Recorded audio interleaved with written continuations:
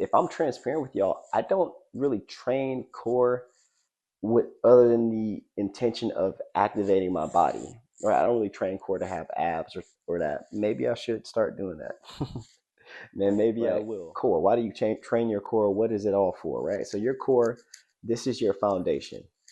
Everything comes from that, whether it is core stability, meaning you stand strong, like somebody pushes you or you get bumped into, or it's core flexion or generating force with your core. I don't know, let's say you're opening a door or you are about to push a car, you know what I mean? Or you got to throw a punch to protect yourself. That's core flexion almost, you know what I mean? That's the core transmitting force, right? So there's a lot of different ways to train core. Now, I would say, yeah, if you want it to be really ripped and shredded, yeah, you got to have your nutrition plan, of course, obviously. And you do want to throw in some core movements. If I'm transparent with y'all, I don't really train core with other than the intention of activating my body. Right? I don't really train core to have abs or that. Maybe I should start doing that. Man, maybe I will. Shoot, because now I'm gonna put together a program for y'all, and if you're interested in getting it, let me know in the comments, and I'll go ahead and push it out to you. But check it out: core flexion, and then core stability. Let's just dive right into it. Core stability is your body holding firm in the event of change, right? So let's say a plank or a payloft press, any type of movement where you are trying to work on anti-flexion or anti-rotation. So the exercises that you see that I've shown that are popping up somewhere on the screen, all of these will be examples of core stability, right? But the simplest things would be a hollow hold, a plank. Those are your quick, obvious go-tos, and then like payloft press, things of that nature. And the core stability trains the abdominal wall. It trains the obliques. It trains the posterior core, so those muscles like your erector spinae, things of that nature. All core stability movements.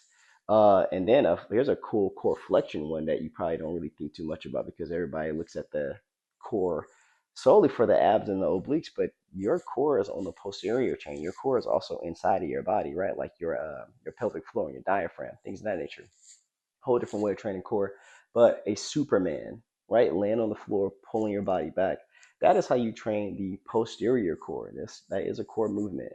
Um, Outside of that core flexion, this is where you see your sit-ups, your crunches, your V-ups, uh, all of those things like that. Here is a movement that's going to give you a blend of core stability and core flexion, side plank, hip dip, and there's a bunch of different variations to throw in with this one as well. So as you can see, there are a bunch of different ways to train core, and you want to be intentional about it. So, like I say, in all my workouts that I program for y'all and for myself, we have our dynamic warm up, of course, and we have our static cool down. But our core usually is dedicated to what the workout of the day is going to be. So, we're going to do things that are going to connect the upper body to the lower body in a sense that would make in a way that would make sense for that workout. Like if we're training, I don't know, chest and back, or if we're training quads or legs, whatever it may be.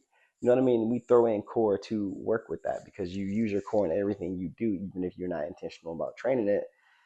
I would say one of the benefits that you can gain from training core outside of the aesthetics would be overall strengthen all of your overall lifts, but also you get to see, hey, do I have any imbalances? Do I get to you also get to see, hey, I can brace brace my body differently. I can see what it feels like to brace the left side of my body versus the right side of my body because the cool thing about the obliques is like they work in I guess a contralateral sense. Like if I open a door with my right hand, I'm gonna feel the left side, my obliques, my left oblique activate, and like vice versa. So that's pretty cool about the obliques. And when we get into rotational exercises and anti-rotational core stuff, you know what I mean, all those type of things. Now, typically when we look at training core, I would say the goal isn't hypertrophy necessarily. Usually, when it comes to core, we're training on two extremes. It's either for some extreme strength, like when you see boxers like bracing their core, they're like hanging, and somebody's punching them in the stomach, like extreme strength.